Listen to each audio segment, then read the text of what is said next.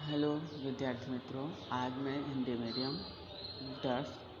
10वीं का unit 4 English विषय का पढ़ाने जा रहा हूँ। उसे आप ध्यान से सुनिएगा। और यदि आपको इसमें कोई भी बात या कोई भी शब्द का मीनिंग समझ में ना आवे तो आप मुझे कमेंट कीजिएगा और मैं आपको फिर से इसका जवाब दूंगा। हाँ, तो ये चैप्टर का नाम है अ wonderful creation.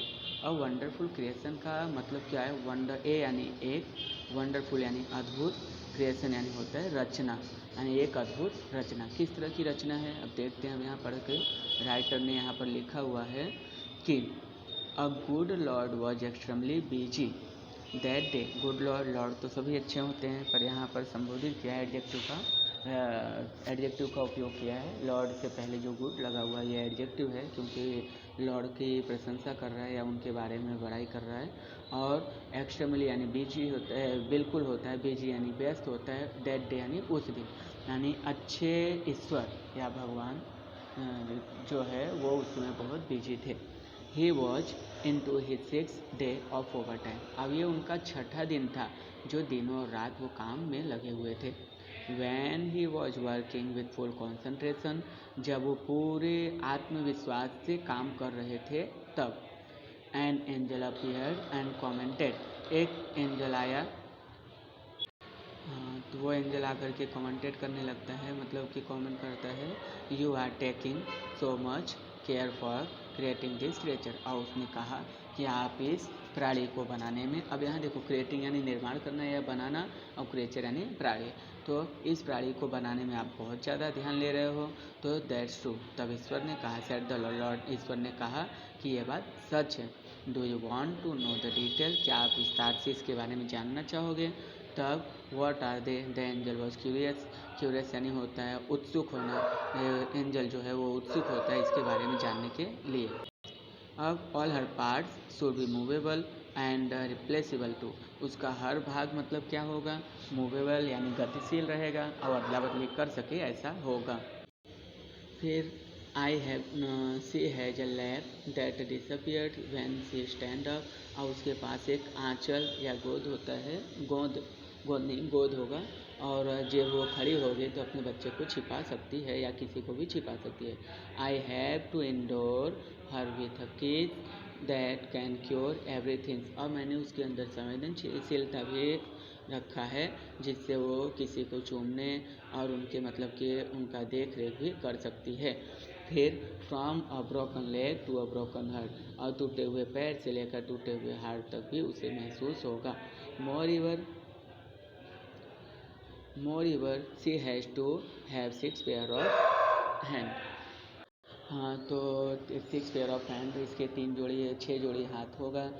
She must be able to run on any food available and should have 3 pair of eye. यानी कि जिससे कि वो आसानी से दौड़ करके आसानी से काम कर सकती है और लोगों को खाना भी बना के खिला सकती है। और इसके पास 3 जोड़ी हाथ भी होगा। हाँ, तो इसके पास able to run any food available and should have 3 pair of eyes. इसके पास 3 जोड़ी आँखें भी होगी। जब Angel stroke his head slowly and said, a mighty impossible task, I suppose 6 pair of hand, no way. तो एंजल ने जब ये बात सुनी कि 3 जोड़ी वो आँखें होगा, तो ये एंजल ने कहा कि हे माइटी, ये तो काफ़ी मतलब कि आप संभव वाला टास्क कर रहे हो आप, क्योंकि 6 जोड़ी हाथ ये नहीं हो सकता। तब उसने कहा, मतलब कि तब ईश्वर ने कहा, no this hands are not a problem for me. मेरे लिए हाथ जो है वो प्रॉब्लम का सबक नहीं है, बल्कि it is the 3 pair of eyes that the mothers have to have. Lord look puzzle, यानी कि ईश्वर जो है वो आश्चर्यता दिखाते हुए 3 जोड़ी आँखों के बारे में कहते हैं कि मेरे लिए हाथ जो है वो परेशानी का सबक नहीं है, बल्कि 3 जोड़ी जो आँखें हम आपको मतलब इसको लगाएंगे वो हमारे लिए परेशानी का सबक है। Oh, so you are creating a standard model of a mother. तब तो आप एक अद्भुत रचना, माँ की एक अद्भुत रचना बना रहे हो। But 3 pair of eyes, what for? लेकिन 3 जोड़ी आँखें किस लिए? Angel got interested. एंजल जो इंटरेस्ट लेते हुए कहता है। फिर one pair that sees her children through closed door, एक पेयर आँखें जो है वो बच्चों को बंद दरवाजे से देखना, another pair to look at the children and say, और दूसरी जोड़ी जो आँखें हैं वो बच्चों को मतलब कि देखना, मतलब कि अनदर पेयर उन्हें देखकर समझ जाना और उनको कहना बताना, और उनसे कहना कि I understood and I love you, मैं हमारी बातों को समझ रही हूँ तब कि तुमसे प्रेम करती हूँ, और विदाउट उतरिंग अ वर्ड, और बच्चा जो है बिना कुछ बोले जो है बच्चे को वो उनकी बातों को समझ ले। And the third pair to see and see all secret things without opening them, और तीसरी जोड़ी जो है वो उनके रहस्य को बिना कुछ कहे और बोले वो समझ सकें। फिर लॉर्ड रिक्वेस्टेड द एंजल, ईश्वर ने जो है फिर एंजल ने लॉर्ड से रिक्वेस्ट किया, भगवान से रिक्वेस्ट किया कि please go to bed, do not take so much troubles in a single day, कृपया आप जा कर के थोड़ा आराम कर लीजिए, आपने इन दिनों एक भी दिन आराम नहीं किया है। तब ईश्वर ने जवाब देते हुए कहा I can not, he refuse, यानी उन्होंने मना करते हुए कहा मैं नहीं कर सकता, I have almost completed the work, मेरा काम लगभग पूरा होने वाला है, I have put the best of my idea into this model, मैं इस मॉडल में जो है रचना में मैं अपनी सबसे अच्छे विचार को अंदर प्रवाहित कर रहा हूँ। Now this mother will heal herself when she is sick, और ये माँ जो है वो अपना खुद का ख्याल कर सकती है जब वो बीमार होगी। she would be able to feed a family of 6 members only 1/2 kilo cabbage, और आधी किलो कैबेज में जो है वो परिवार के 6 लोगों को आसानी से खिला सकती है। And she would manage a child bath, play, study, food and sleep, और एक छोटे से बच्चे को नहलाना, खाना खिलाना और फिर भोजन बनाना, पढ़ाई कराना, सब का सब कर सकती है। और इसमें इसे ज़रा सा भी विदाउट गेटिंग इरिटेटेड, यानी उसे थकान महसूस नहीं होगा। The angel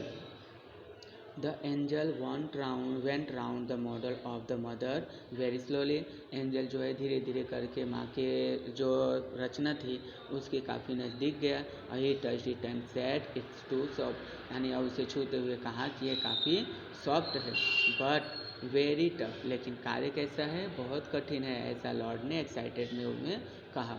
you can not imagine what this mothers can do and endure, तुम ये सोच भी नहीं सकते कि ये माँ जो है क्या कर सकती है, क्या नहीं कर सकती है, किसको अनदेखा कर सकती है, ये सब कैन इट थिंक, क्या ये सोच सकती है।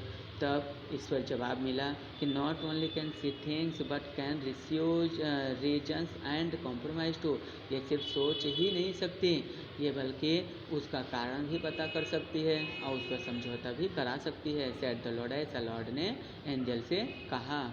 The angel was impress, angel इस बात से प्रभावित हुआ। He went closer to the model and moved his finger across the cheek, और उसके पास जाकर उसके गाल पर जो है वो अपनी उंगलियों को सहलाने लगा।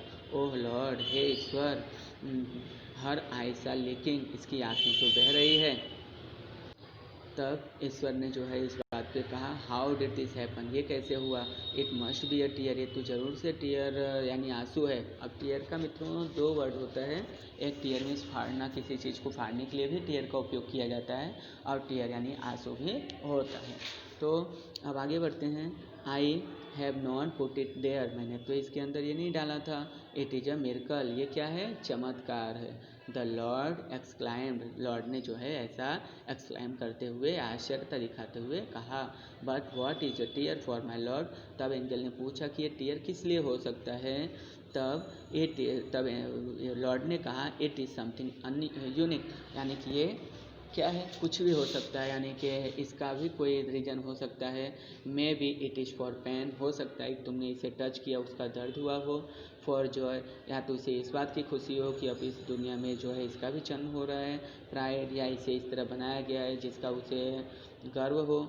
एंड डिसअपॉइंटमेंट, अब यह इस समय यहाँ पर अकेली है, शायद हो सकता है इसका उसे दुख हो। और लोनलाइनेस, अकेलापन का मतलब कि इसे आभास हो गया हो। द लॉर्ड एक्सप्लेन, लॉर्ड ने ऐसा बोलते हुए कहा। तब ये सब सुनने के बाद एंजल ने लॉर्ड की ओर देखते हुए कहा कि हे Lord, what a wonderful creation, यानी कि कितनी अद्भुत रचना है, ऐसा लॉर्ड एंजल ने जो है लॉर्ड से कहा। हाँ तो मित्रों, अब ये आपका चैप्टर समाप्त हुआ है। अब मैं आपको ग्लोसरी बता देता हूँ, फिर इसके बाद होमवर्क देता हूँ। हाँ तो ग्लोसरी में देखिए, स्टे यानी होता है सपोर्ट करना या रोकना, सोथ यानी होता है शांत, फिर कॉन्सेंट्रेशन यानी पूरे आत्मविश्वास से, एंजल यानी देवदूत, फिर लैप यानी आंचल या दो गोंद, फिर उत्तरिंग मतलब बोलना, टफ यानी कठिन, हील यानी ध्यान रखना, इंडोर यानी सहन करना, रीजन यानी कारण, कंप्रोमाइज यानी समझौता करना, जीनियस यानी महान, फिर है आपका लीकिंग यानी बहना, लीकेज यानी बहना, फिर मे भी यानी हो सकता है, परहैप्स भी बोल सकते हो, शायद के लिए होता है, एक्सट्रीमली यानी बिल्कुल, रिप्लेसमेंट मतलब अदला बदली होना, पजल यानी चमत्कार या आश्चर्य, आप यहाँ मिरेकल भी बोल सकते हो, समथिंग आप वंडरफुल भी बोल सकते हो, माइटी यानी पावरफुल शक्तिशाली यानी गॉड भी कह सकते हो, लॉर्ड भी बोल सकते हो, स्टैंडर्ड यानी होता है अद्भुत, फिर लाजवाब, और फिर मोर रिवर यानी होता है ज़्यादातर या अधिकतर, रिफ्यूज यानी मना करना, इरिटेट यानी हिचकिचाहट होना, रीजन यानी मतलब कि सोच करना, दूर तक सोचना, और दूसरा रीजन यानी के कारण, मिरेकल यानी फिर से वही, वंडर यानी चमत्कार ये सब, फिर यूनिक यानी अनजान या खास, फिर क्रिएशन यानी निर्माण, एक्सप्लेन यानी दर्शाना यानी विस्तार से कहना, ओवर टाइम यानी दिन रात काम करना, कमेंट यानी रिमार्क करना, फिर डिटेल यानी विस्तार, फिर सीक्रेट यानी रहस्य, सिक यानी बीमार, टीयर यानी आंसू, प्राइड यानी गर्व या घमंड, या जिसे हम इंग्लिश में ईगो बोलते हैं। हाँ तो मित्रों, आपको होमवर्क में V1 आपको देख रहे हो, V1 आपको V1 का A भी करना है, V2 करना है, V3 करना है, और फिर V4 भी करना है जो कि मैचिंग है, V5 मैच यानी दो दो वर्ड दिए हुए हैं, उनमें से किसी एक को ही करना है, एक को मतलब हटाना है, और V6 आपको यहाँ find out the word similar meaning in use your on sentence. आप अपने सेंटेंस में यानी कि आपका ये जो सेंटेंस है, जैसे माइटी दिया हुआ है, माइटी का मतलब क्लेवर, पावरफुल, वीक, कॉम्पिटेंट, इनमें से क्या होगा उस पर टिक करना है। जो ज़रूरत हो उसे बुक में कर सकते हो आप, बाकी जो नई बुक में हो सकता है, स्पेस नहीं है, तो उसे आप नोटबुक में करके मुझे सेंड करोगे। और नेक्स्ट आया कंपैरिजन, मतलब यहाँ पर देखो word, the facility, why, the purpose, ये आपको नहीं करना है। नेक्स्ट आया हमारा C2 को आपको कंप्लीट करना रहेगा, C3 कंप्लीट करना होगा, C4 भी कंप्लीट करना होगा जो कि ट्रू फॉल्स है, और C5 डायलॉग सिस्टम है, डायलॉग को आपको करना रहेगा, C6 भी आपको करना है। C6 में देखो बताया है, frame a question to got underlining, फिर वर्ड्स एंड आंसर, यानी कि जो अंडरलाइन वर्ड दिया है ये किस तरह का क्वेश्चन बनेगा, और फिर उसका आंसर क्या होगा, आपको क्वेश्चन आंसर दोनों सर्च करके बताना होगा। फिर इसके बाद राइट अ शॉर्ट नोट आया, शॉर्ट नोट यहाँ मदर अ वंडरफुल क्रिएशन दिया है, दूसरा आपका दिया है quality of found in a mother दिया है, तो आपको इन दोनों शॉर्ट नोट को भी होमवर्क में करना रहेगा। नेक्स्ट आया आपका C9 नहीं करना है, C10 भी नहीं करना है आपको, नहीं C10 कर लेना, कारण कि यहाँ पर राइट साइड में सीढ़ी दी हुई है। अब ये सेंटेंस या ये वर्ड्स जो है किस तरह से, यानी सबसे पहले कौन सा वर्ड आएगा वो नीचे करोगे, उसके बाद कौन सा वर्ड था वो पैराग्राफ में वो ऊपर करोगे, इस तरह से नंबर वाइज सीढ़ी पर आप दिखाओगे। बस होमवर्क आपका इतना ही रहेगा। Look at the sentence in A and B, तो स्टेटमेंट आपको इसमें देना है, L1 भी आपको करना रहेगा।